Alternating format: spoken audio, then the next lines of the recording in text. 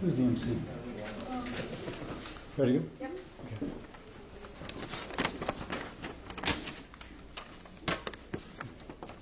Thank you all for being here. And thanks for those folks up here. And thanks for the media. Because ultimately this is about how do we save lives? How do we rescue people from addiction? How do we make their life whole? And you'll hear folks speak of how their life once almost destroyed by addiction has now been recovered, and now they are living life wholly. NAMI, thanks for NAMI to host this, both, and you're here in New Orleans, you're across the state, and it's a ministry, if you will, of how do you address mental illness across our state. So we know the issue. We may have as many as 100,000 people die in the United States this year from overdose. 100,000 people, which is more than everybody who died in Vietnam. Think about that. In Vietnam, we scarred our nation, a whole generation, and yet we have more people die over 10 years, and yet we have more people die in 1 year from the scourge of addiction. Now, if you will, the Support Act that we're kind of celebrating today, President Trump signing, is one part of a two-part effort. The first part was the Halt Fentanyl Act, which we announced, which President Trump signed in the East Room, surrounded by people whose children had died from fentanyl overdose. It gave law enforcement more tools about how to combat fentanyl pushers, if you will, the cartels bringing the drug in. But I was speaking to a sheriff, and the sheriff said we cannot arrest our way out of this problem. He said, I've got 500,000 people in my parish jail, and only 5 of them are going to state penitentiary, and 495 are going back to the streets. And if we don't do something for that 495, they're going to end up back in my jail, or they're going to end up dead. As someone said, either a jail cell or a park bench or in a morgue. We've got to stop that cycle. And the Support Act is the other part of it. How do we support organizations like NAMI, which are faith-based organizations, which are able to help those who are co-diagnosed with mental illness as well as addiction? That's the goal. And let me just give a shout out to President Trump. When it comes to going after narcotics and cocaine entering our nation, there's never been a president more active in doing this. When he got elected, he immediately went to the Chinese and he said, you need to stop sending those chemicals to Mexico to come across our border. He went to the Mexicans and he said, if you don't stop those cartels, I'm going to put tariffs on you. And the Mexican president got the Mexican army going after the Mexican cartels and began to put the pressure on those cartels, splitting them up in order to give them make them less effective in shipping the drugs across. And as I said, he has signed first the HALT Act, now the Support Act, trying to stop the flow of drugs into our country. There's been no president who's been more concerned about those 100,000 people dying every year from overdose. And we're here, if you will, building upon his success. So, Support Act, it helps people in recovery re-enter the workforce. The best way, a wonderful tool to prevent recidivism, is to give somebody the life skills by which they can go out and get a job and feel good about themselves, support themselves, re-enter into community, a community which is not centered around using drugs, but a community which is centered around doing something positive for each other's lives. So supporting them as they come into that. The Support Act also trains first responders to administer life-saving opioid overdose reversal medications. It reauthorizes specialized programs like for mothers and children and recovery centers. And it also protects the suicide prevention hotline 988 from cybersecurity threats. So I think I'm going to you next, Nick. Yes, sir. But I just want to say once more, for those who will be watching this on camera, there's folks here speaking about both resources and about personal testimony about how they emerged from addiction through a recovery program or otherwise, and begin to live life wholly and fully. And that is the goal for everybody who's combating addiction. Nick, please.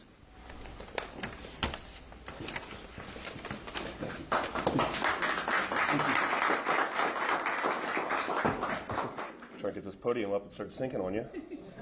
Yeah, that's a fun thing. All right. Yep, we're getting there. There we go. That's a good trick. All right. Thank you for being here today, and thank you, Senator, for your leadership in championing the SUPPORT Act, and for showing the people of Louisiana that mental health truly matters. Your commitment to individuals living with mental illness, substance use challenges, and the ongoing effects of the opioid epidemic sends a powerful message that their lives are worth fighting for, and that our state will not turn from this crisis. At NAMI Southeast Louisiana, we see every single day what access to care, stable housing, and ongoing support can mean to people trying to rebuild their lives. Last year, our housing program provided more than 90,000 nights of shelter, 90,000 nights of stability for community members who needed a safe place to land. More than 300 people had a warm bed, a roof over their heads, and the support they needed to stay in the recovery, stay engaged in treatment, and stay on a path towards independence. But housing is only one piece of the work we do. Across our region, NAMI provides free mental health programs, support groups, education courses, crisis response training, and one-on-one navigation services for individuals and families at their most vulnerable moments. Whether it's a mother calling us because her son is in crisis, a veteran looking for support after years of struggling, or law enforcement officers seeking training so they can respond with compassion, we're there. And we're only able to do that work when the systems around us are working.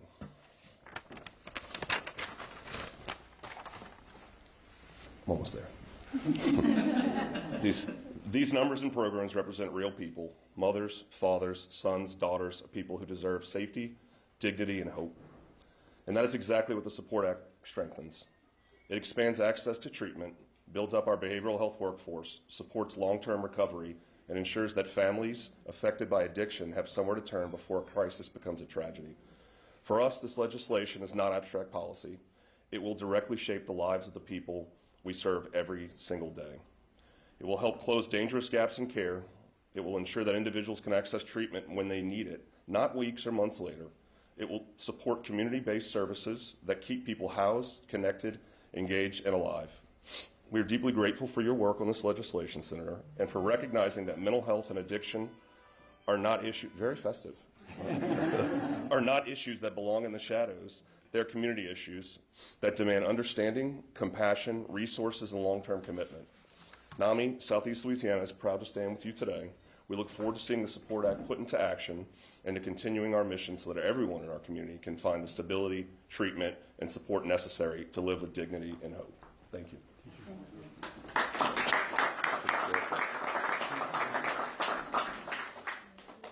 Sheriff, I think you're up. I'm up. Yeah, yep. Yeah. I'm sorry. No, you're good.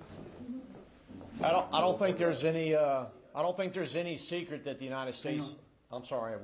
Sheriff Jason Smith of Washington Parish. That concludes my remarks. Thank you. No, I was just going to say that I don't think there's any secret that the United States has got problems with mental health and drug addiction, but my view is very specific to Washington Parish, which is just up the road. For the last 20 years, Washington Parish has led the nation, or it has been at the top of the nation with respect to overdoses. There's 3,144 counties in the United States, if you include D.C. It was only a few years ago we were 14th in the entire country for opioid overdoses per capita. 2 years ago, we had 41 overdoses in Washington Parish. This year, we're on pace to finish with 17. And that type of reduction doesn't happen by accident.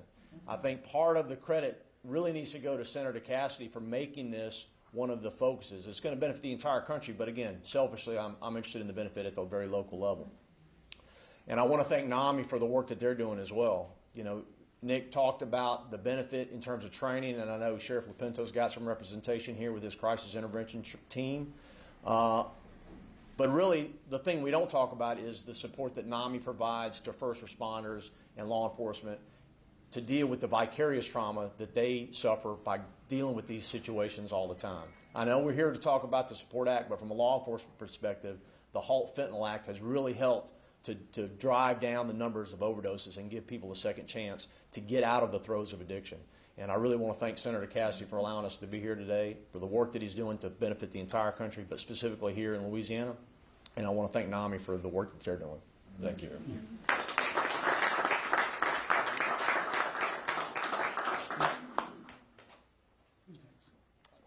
think it might be.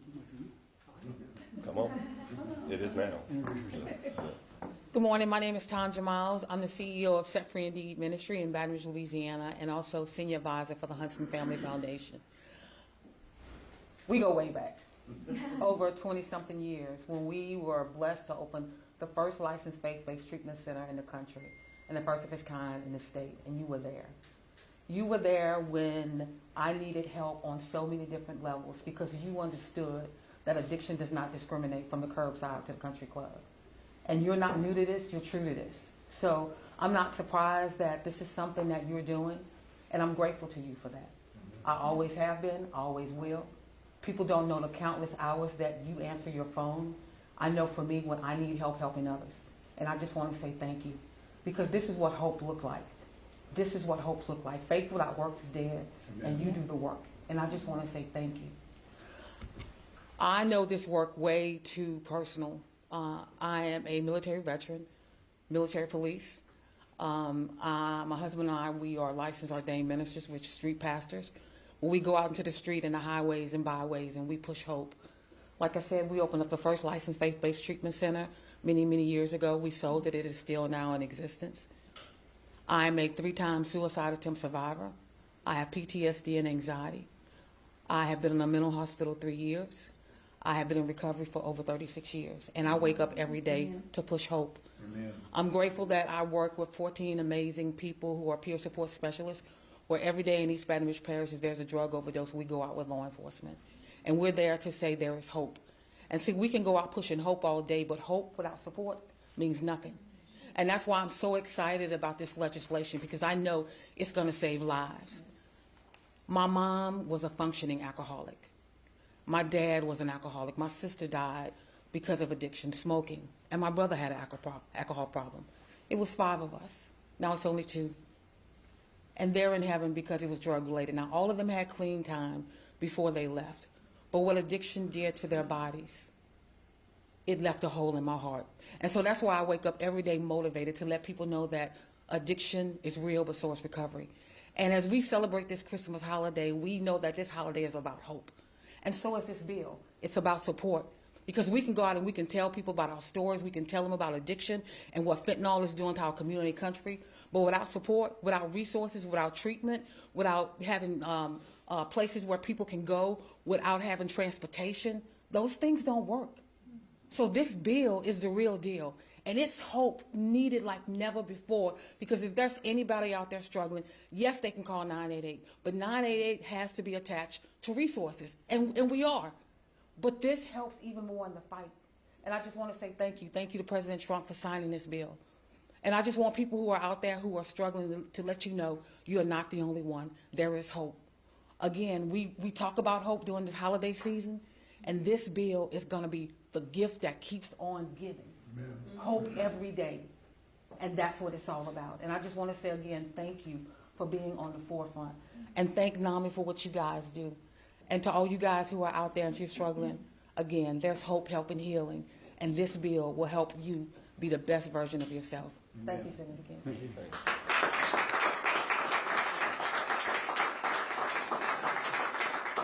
So I just screw up. Charlene's supposed to speak next. So, Charlene.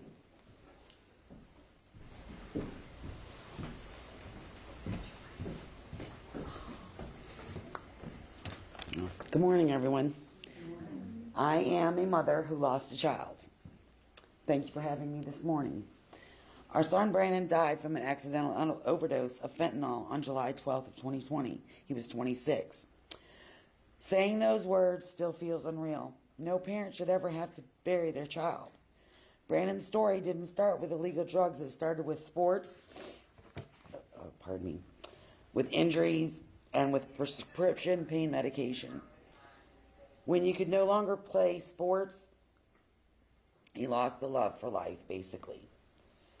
He was taken from the pain pills to a longer strand of drugs.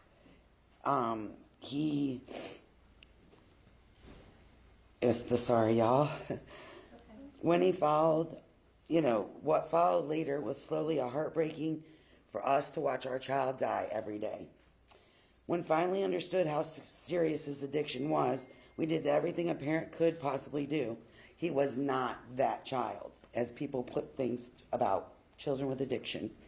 I spent countless hours on the phone begging for help, calling facilities after facilities, praying someone would say yes. Eventually, we found a program where he stayed for 3 weeks, and we went to visit him. He wasn't our baby when we saw him. We found out later that our child was treated with more drugs in order to survive the addiction. From that moment, we constantly kept keeping him from drowning. Every day was a struggle for him. Every day was a fight for him. It was not just his fight. It was his mom's, his dad's, and his sisters, and his sons. We would later learn that when he lost himself, it was because he lost the life inside of him because of the addiction. There once was a government program that ended very shortly, October 31st this year, that was associated with probation and parole, where it was called a reentry service, where if they had a drug problem or needed housing or things, they were put into a program. And they had 4 counselors in this one office that I know of, because my son's sister was a part of that program.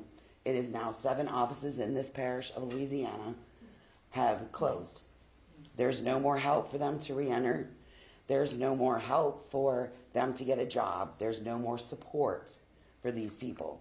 So now they have to go out into this world and feel alone, like there's no one there to help catch them if they fall.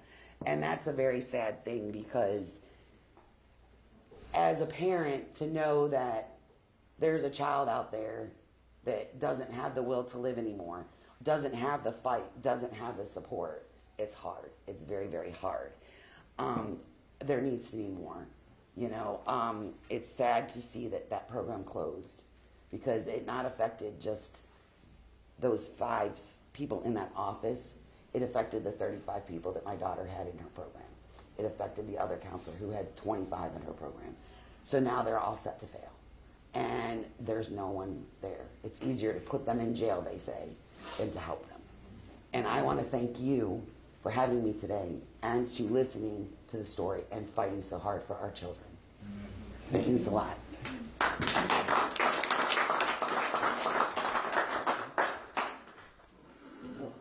Come on, Colin. Carl Lewis, who he tells me he's not the Olympian. So I tried. So my name's Carl Lewis. I am a local, born and raised in Slaughter. I am a person in recovery. When John reached out, I immediately was like, oh, I'm not doing that. I'm like, and I definitely, when I walked in and I saw all these cameras, I really thought, oh, really? They wrote me into this? I'm gonna have to speak in front of everybody. But not to make it about myself, but so I'm a person in recovery. I started off like most kids. It was really hard to hear your story about your son, because it reminded me of myself, and it reminded me of my struggles with my mom. I started using drugs when I was about 12 years old. Things got heavy pretty quick. I was smoking crack and doing heroin probably by the time I was 17 or 18. I've wrecked many cars. I've overdosed so many times. I traumatized my parents to death. And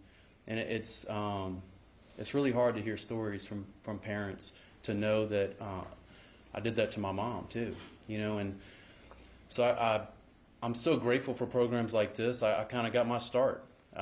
So when I got into recovery, and the majority of my recovery is based in 12-step stuff, and for people that aren't familiar with that, it's 12 steps, AA, NA, my majority in Narcotics Anonymous, but I got my start at like a NAMI. I hadn't worked in 4 years. I had no bank account. I had no experience in a career, really. I had kind of been in and out of treatments, been arrested, all the things. I had felony charges. But luckily I had a place like NAMI to kind of give me that start, to start to build my confidence again. And in that journey, so like that's the big piece I think I want to share today is the challenge of coming back from addiction. So when you've been lost in addiction for so long, you have to rebuild everything. So when I started using drugs at about 12 or 13, that's what it felt like as a 30-year-old adult male. I felt like a 12 or 13-year-old. You know, I hadn't worked. I had no bank account. I had to basically start from scratch, and everything is scary. You know, I would have never even dreamed to have come and speak in front of people, to sit down. I mean, I remember going to some of my early meetings and having to even read a reading to introduce myself. You know, I was sweating. I was terrified, and I followed that process. You know, and I remember I started off as a peer support specialist at NAMI in like 2015, and the atmosphere, and I think that's an important piece too, is these places understand recovery. They understand what people have gone through. They understand the challenges and what it takes to recover from something like that, you know, in severe mental illness. So they create an atmosphere that allows people to recover. And I think that that's the piece too, you know, and so now I've moved forward in my life. I did wraparound where I worked with high-risk kids for 5 or 6 years, well, almost 7 years really, and on the North Shore with Choices, the company Choices.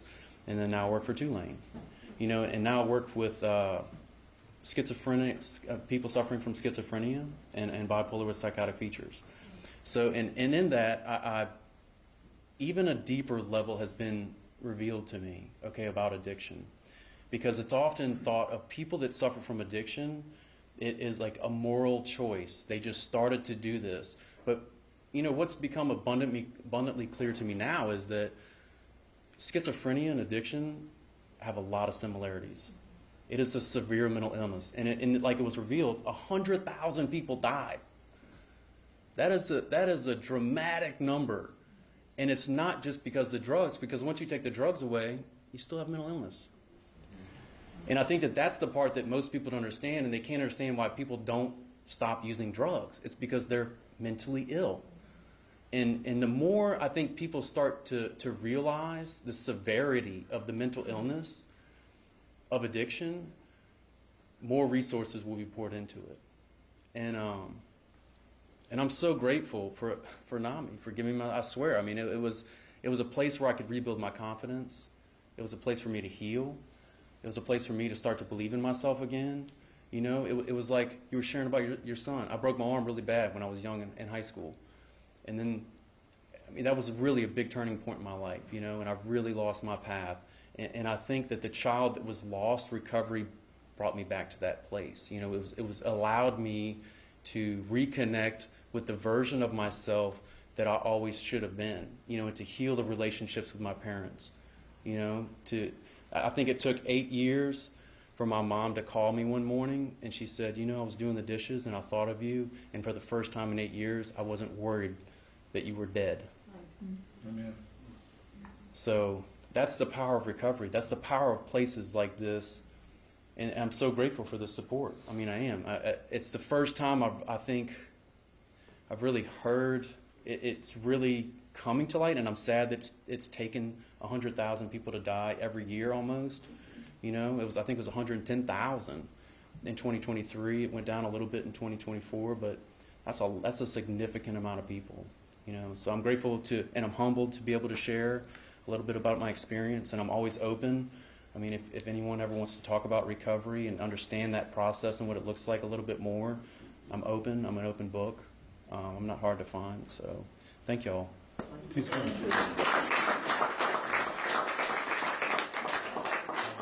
So, Nick, real quickly, if somebody wants to contact NAMI, how do they do that?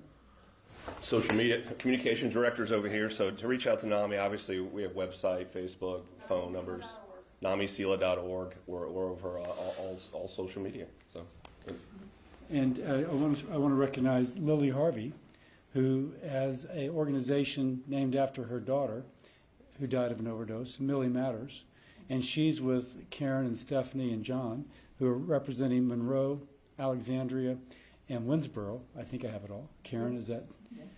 So if you think about it, we've got Washington Parish, which was 14th out of all the counties in terms of death from addiction. We've got Baton Rouge, which Tanja mentioned those issues. We've got all of North and Central Louisiana, and now we have Southeast Louisiana. And so this is something which addresses our entire state. And so if you're a parent, like Charlene, or a grandparent, or Carl's parents, there's resources here for you. If you are the person in addiction, there are resources for you wherever you are in the state. And the Support Act is to support them, to support that person who's addicted and that family with addiction. And so if there's a message coming, it is that there are people who care. And with that sense of caring, with the federal resources behind President Trump's signature, there is a solution for somebody who otherwise may think that his or her life is over. It doesn't have to be. It can be reborn. And it can be reborn so that you're like Carl, not just recovered, but helping others in their recovery. Thank you all for being here.